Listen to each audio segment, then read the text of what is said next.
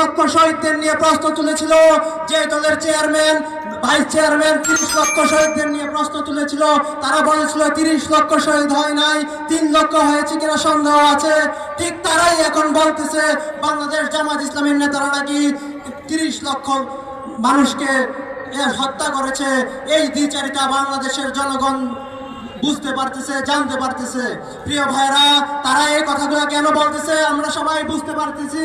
তারা ভাবতেও পারে নাই বাংলাদেশ জামাত ইসলামের এই যে জনপ্রিয়তা, এত জনপ্রিয়তা যে হয়ে যাবে, তারা এটা কল্পনাও করতে পারে নাই। তারা মনে করেছিল 5ই আগস্টের পরে তারাই ক্ষমতায় আসবে, কিন্তু তাদের অব্যাহত চাঁদাবাজি, ধর্ষণ, নিজ দলের নেতাকর্মীদেরকে গুম নয়, বাংলাদেশের খুনের মতো ঘটনা ঘটিয়েছে।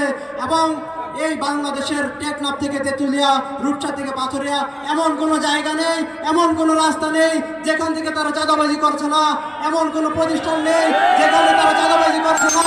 তাদের চাঁদাবাজিতে অধিষ্ঠ হয়ে বাংলাদেশের জনগণ বাংলাদেশ জামাত ইসলামীকে এবার বেছে নিবে এবং আমাদের প্রধানমন্ত্রী হবে ডাক্তার শফিকুর রহমান।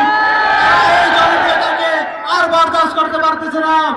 বাংলাদেশের জুলাই আগস্টের বিপ্লবের পরে আমাদের সকলের চিন্তা ছিল যে আমাদের ক্যাম্পাসগুলো হবে নিরাপদ, আমাদের ক্যাম্পাসে খুনের রাজনীতি আর ফিরে আসবে না।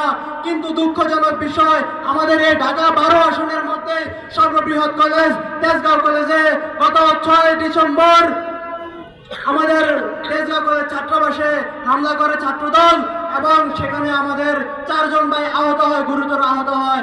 এবং গত পরশুদিন আমাদের প্রিয় ভাই তেজগাঁও কলেজের শিক্ষার্থী সাকিবুল নিহত হয়।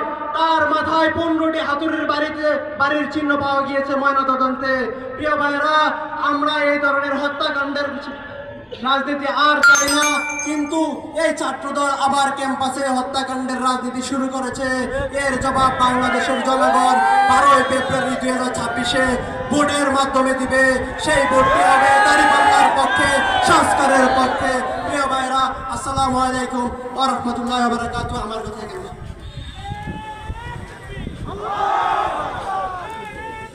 সম্মানিত উপস্থিতি, এ পর্যায়ে সংক্ষিপ্ত বক্তব্য নিয়ে আসছেন শিল্পাঞ্চল থানা জামাত ইসলামের নায়েবে আমির